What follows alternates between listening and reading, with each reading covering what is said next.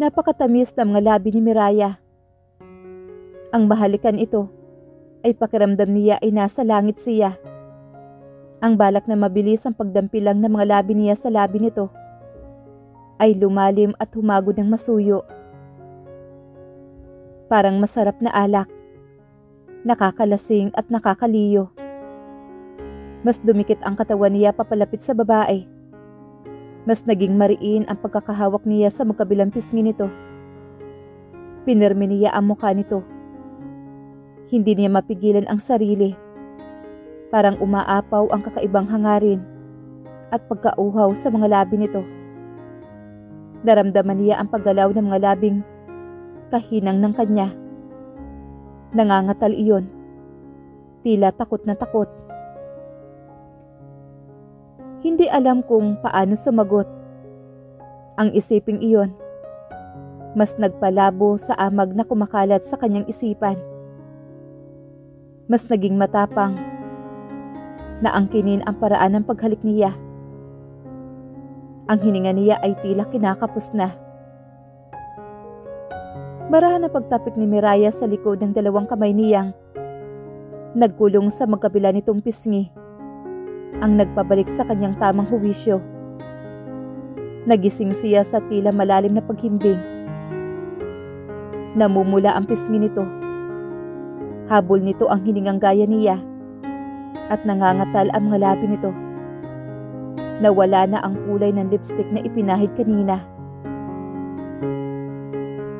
Hindi makatingin sa kanya si Miraya. Para bang gusto nitong itago ang mukha sa pamamagitan ng pagtitig sa labas ng bintana. Sa mga nakahanay na mga halaman na tanaw mula sa loob. Hinayaan niyang mawala siya sa halik na iyon. Binigyan niya ng pagkakataong magwala ang dibdib niya. Mariin siyang napamura sa pagkabuhay ng pagkalalaki niya. Dahan-dahang dumaos-dos ang mga palad niya hanggang sa tuluyang malagyan ng spasyo ang pagitan nilang dalawa. Kung sino-sino na ang nakakahalikan niya sa mga bar, ganun din sa club na napupuntahan niya. Para sa kanya, aliw din ang hanap ng mga babaeng nakakasalamuhan niya. Pero ang babaeng nasa harapan niya, "Congratulations, iho." Kung kanino galing iyon, ay hindi na niya matukoy. Naramdaman niya na lang ang mga braso ng Tito Lauro niya na nakaakbay sa mga balikat niya. Magkasing tangkad lamang silang dalawa. "Congrats, Miraya. Welcome to the family."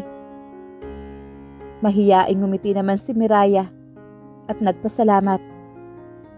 Pagkatapos ay inagaw ito ng ina na mahigpit itong niyakap.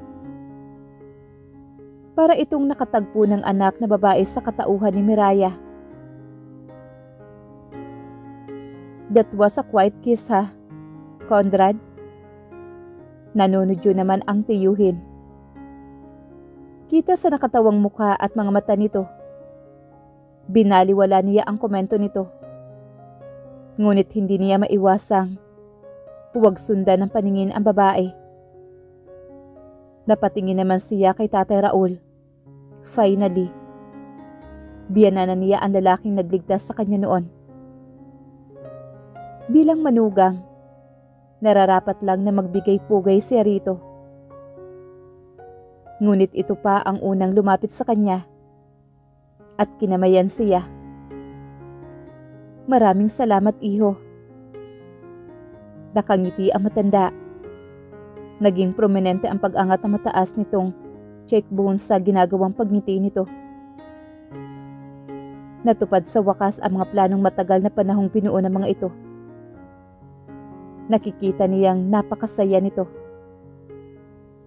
"Ako dapat ang magpasalamat sa inyo, Mang Tatay Raul. pagtatama nito. Sabay yakap at tinapik-tapik sa balikat na para bang sinasabing ginawa lang nito ang tama. May nasaling sa kalooban niya, bunsod ng pagyakap nito. Ang saya-saya ko. Hindi mapuknat ang mga ngiti nang bumitaw ito sa kanya. Pati mga mata ay nangingislap sa tuwa. Huwag ka na magpasalamat sa nangyari noon. Kahit sino ang nasa posisyon ko, gagawin ang pagliligtas sa iyo. Sapat ng pasasalamat na pinakasalan mo ang anak ko. Nilingon naman ito si Miraya na kasalukuyang kausap ang Tito Lauronia. Siya ang nag-iisa kong kayamanan. Ang masigurong nasa maayos siyang kalagayan ay sapat na. Hindi ko masisigurong mamahalin mo siya pero sana. Pero alam kong itatrato mo siyang mabuti dahil mabuti kang tao. Katulad rin ng lolo mo. Salamat anak. Bawat salita nito ay parang pumupukpok ng malalim sa puso niya. Pero nagkakamali ito. Malayo siya sa pagiging isang mabuting tao. Napatingin siya kay Miraya. She was crowded by his family. May mahiyaing ngiti sa mga labi nito habang kausap ang pamilya niya. Aalisin na sana niya ang mga titig ngunit siya ring paglingon nito sa gawin nila. Habang tinititigan ito pabalik, nabuo ang tanong sa isipan niya. Matututunan kaya niyang mahalin ang babaeng ni hindi niya lubos na kilala? Love? It was out of the questions.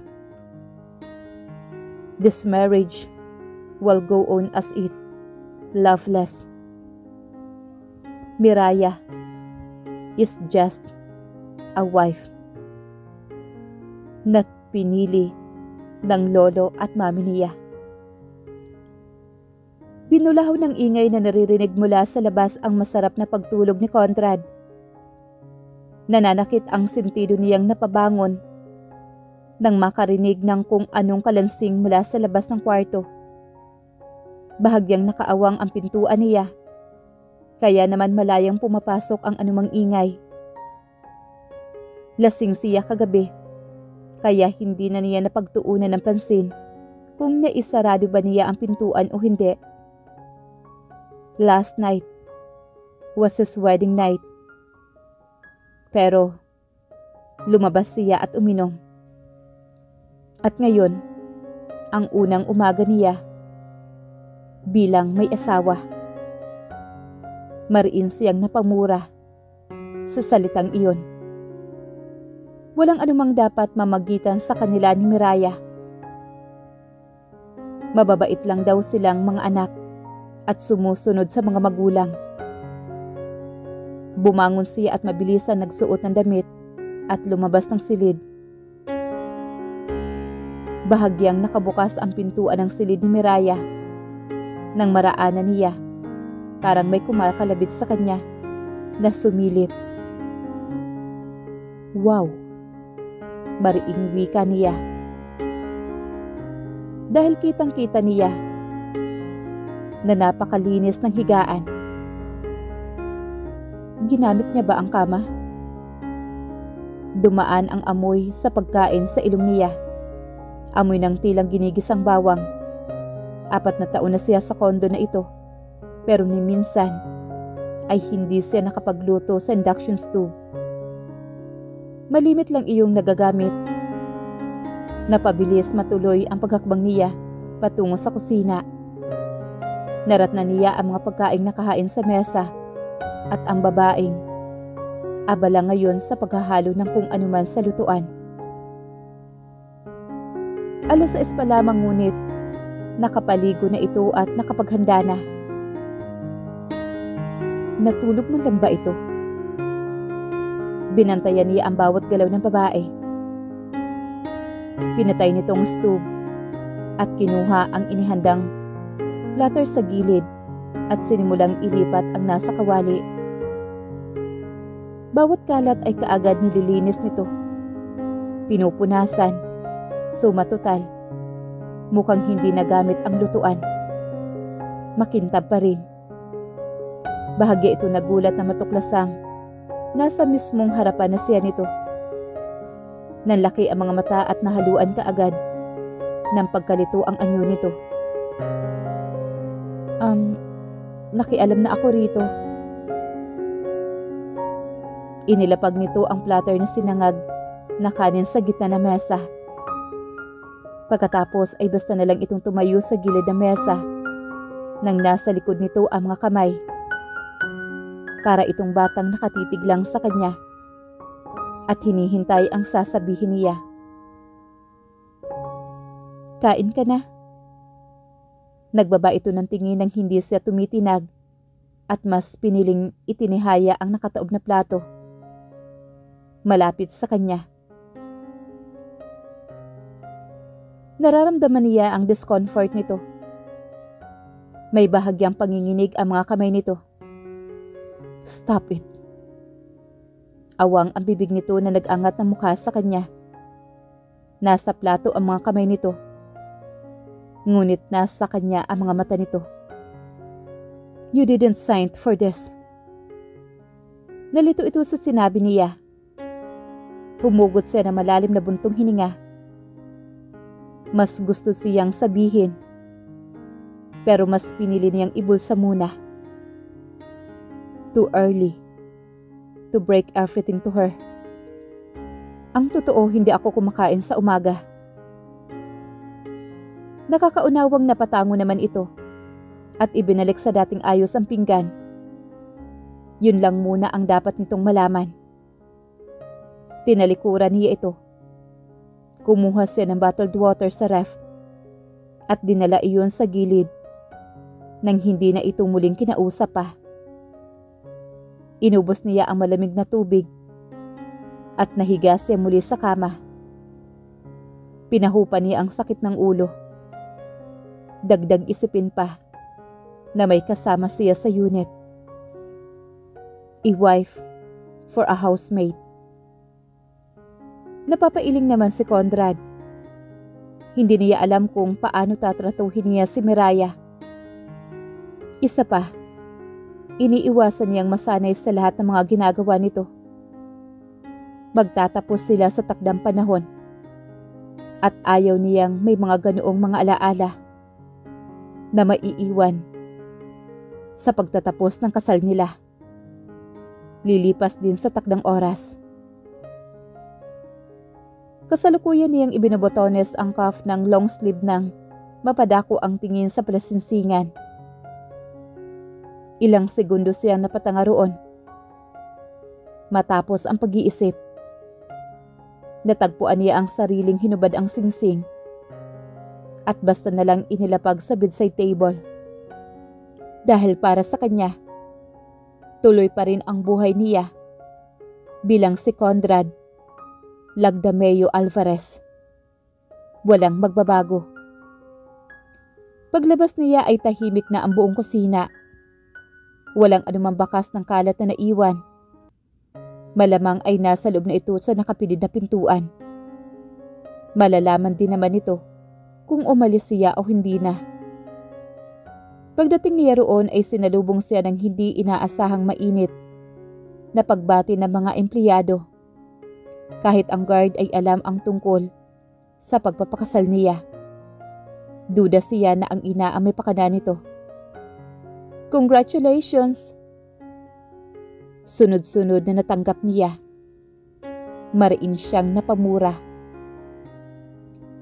Naririto na rin lang. Kailangan niyang umakto ng normal. Tinanggap niya ang pakikipagkamay. Mandatory niyang sinuklian. Nang pasasalamat ang mga congratulations na pagbati sa kanya. Sa kabila ng pagprotesta ng dibdib niya at tila pananakit ng kanyang sentido. Thank you. Nawala ang bahagyang ngiti niya sa harap ng mga executive nang matanaw ang babaeng nakatayo ngayon sa unahan katabi ng sekretarya niya. Nakikita niya roon si Olga.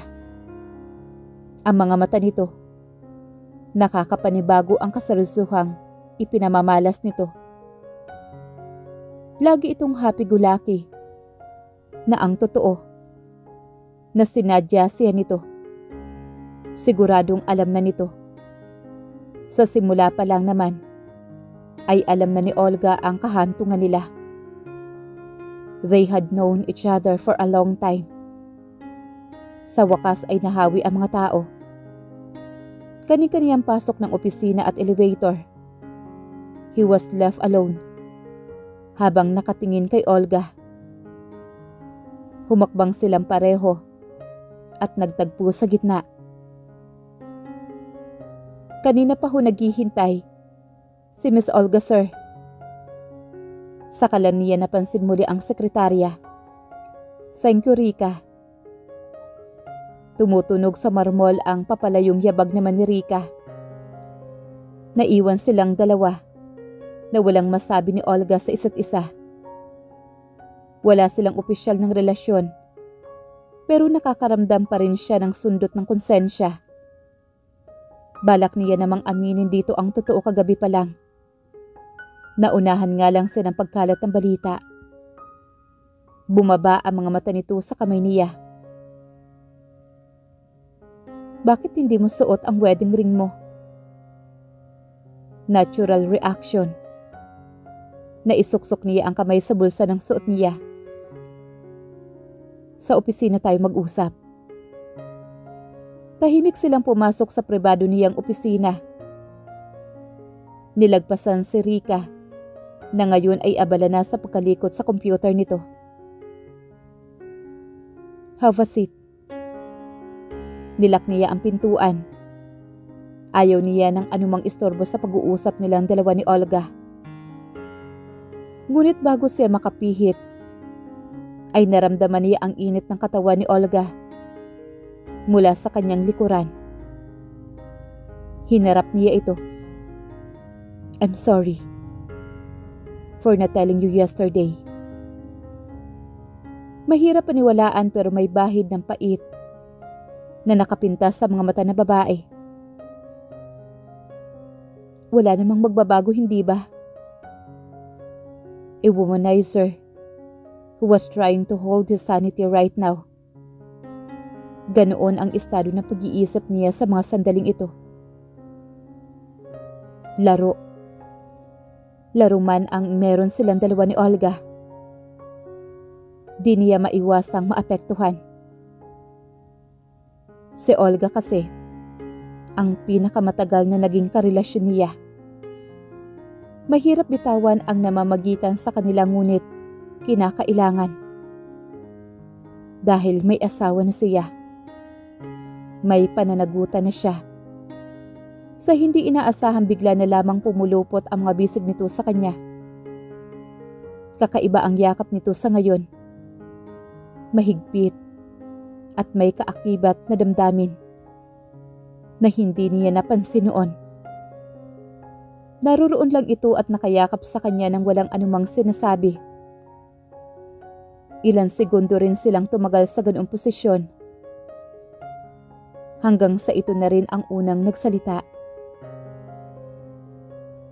Handa akong ipagpatuloy kung ano ang meron sa atin dalawa, Conrad.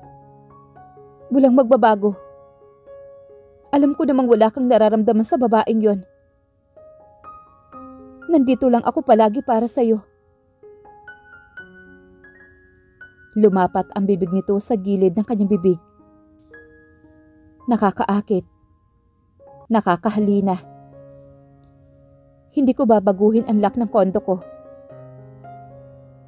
Dahan-dahang dumaos-dos ang kamay nito mula sa kanyang leeg, patungo sa kanyang balikat. Buong akala niya ay hihinto na ito ngunit, nang hindi siya umangil, ay nagpatuloy sa pagbaba ang kamay nito. Sabay nitong dinakma ang harapan niya. Halos Mariin siyang napaungol. Nang halikan siya nito, naiwan ang kaaya-ayang bango na ginamit nitong mamahaling perfume. Sinikap niyang iwaglit si Olga sa utak niya. He tried to focus in his work. Nagawa niya. Sa sobrang subsob ay nakalimutan niya ang oras na pag-angat niya ng tingin. Madilim na sa paligid. Nangingislap na ang liwanag sa iba't ibang establishmento. Ang pumalit sa kanina ay maliwanag na paligid na nanatanaw niya mula sa glass wall. Umunat siya. Pagkatapos ay sinimulang sinupin ang mga gamit. Bit-bit ang coat. Sa kaliwang kamay ay sumakay siya sa elevator. Sa naiisip pa lamang niya na makikita niya si Olga, ay nag-iinit na ang buong katawan niya. Just not good idea, Conrad. Kumain na muna siya sa isang restaurant bago umuwi. Kabubukas pa lamang niya ng pintuan nang sumalubong ang usok na nagmumula sa kusina. Napamura siya na inilang hakbang ang pagitan ng sala. Bit-bit ang couch at basta na lamang niyang init siya sa sofa. Kunti na lang at magiging critical na ang smoke level sa unit niya. Mariin siyang napamura. Maigting niyang tanong sa nalilitong babae. Binaklas niya ang nakapatong na rack na may nakapatong na 2 talong. She was roasting some eggplant on the stove inside the freaking kitchen. Hinawakan niya ang basahan at binasa iyon at tinakpan ang bahaging pinagmumula ng usok. Dahan-dahang nawala ang mga usok. Literal na naiinis siya. Nagtaas baba ang dibdib niya sa inis. At galit na galit siya. Yun ang totoo. Nakapamaywang na hinarap niya ito at matalim na tinitigan niya si Miraya na ngayon ay nakasiksik na sa ref at ninenervyos ito. Ano sa palagay mo ang ginagawa mo? Nag-angat ito ng tingin. Nadipi na ang matinding takot sa mga mata nito. Wala siyang pakialam. Kung matakot man ito, muntik na silang masunog. Gagawa lang naman sana ako ng tortang. Saan bundok ka ba nang galing? Makikita at maririnig ang matinding galit sa kanya. Hindi niya mapigilan ang sariling huwag ilabas ang yamot sa dibdib para sembol kang sasabog sa anumang oras. Kung titira ang babaeng ito sa pamamahay niya, dapat ay hindi ito tatanga-tanga na lang palagi. Ito ang dahilan kung bakit ayaw niya na ma-involve sa mga babaeng inosente. Nakakaubos ng pasensya. Nakita niya kung paanong bumalatay ang sakit sa mukha nito. Hindi nito na kayang itago iyon. Hindi malang ba nito nag-iisip? I'm sorry. Dahil sa pagsabi niya na ignorante ito. Ang dami pa niyang gustong sabihin. Mata niya itong tinitigan. Hindi mo kailangan gawin ito, Miraya. Itigil mo na ang pag-akto bilang asawa ko. Bilang tunay kong asawa. Alam natin pareho kung ano tayo. Hindi na niya mapigilan ang kanyang sarili. Nabitawan niya ang mga salitang hindi dapat. Sa papel lang tayo mag-asawa, Miraya. Hindi mo kailangang pagurin ang sarili mo na pagsilbihan ako dahil wala kang obligasyon sa akin. Gawin mo yung mga bagay na para sa'yo at itigil mo na ang paggawa ng mga bagay na para sa akin. Nawala ang kulay sa mukha nito. Napapahiyang nagbaba ito muli ng tingin. Nakagat nito ang ibabang labi. Nag-aalala siyang iiyak ito Pero hindi. Sumobra na ba siya? Sige. Sinimulan nito ang pagliligpit sa mga niloto nito. Somehow, tila nilapirot ang puso niya. Nayayamot siya sa babae ngunit higit na nakakayamot ang sarili niya. Bakit kailangang pagtaasan niya ito ng boses? Pero sa huli na para bawiin ang mga sinabi, mas nangibabaw ang matigas na puso niya. Hinding-hindi siya hihingi ng sorry kay Miraya. Dapat alam ni Miraya kung nasa ang lugar ito. Temporaryo lang ang lahat. He wouldn't give her no matter what.